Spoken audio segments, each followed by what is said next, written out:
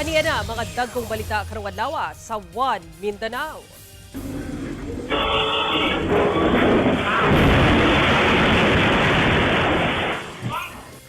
Truck nga nagkarga og dagkong bato na disgrasya sa Barangay Tamugan sa Davao City. Rider nga nadamay, kritikal. Truck driver ang ulsab. Landslide nahitabo sa Barangay Dansulihon sa Cagayan de Oro City tungod sa walay puas nga ulan.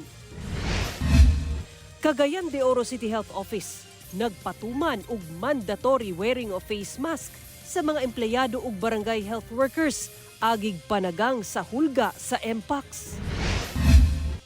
Lineman patay human makuryente sa ginatrabahong poste sa kuryente sa Dumalinaw, Zamboanga del Sur.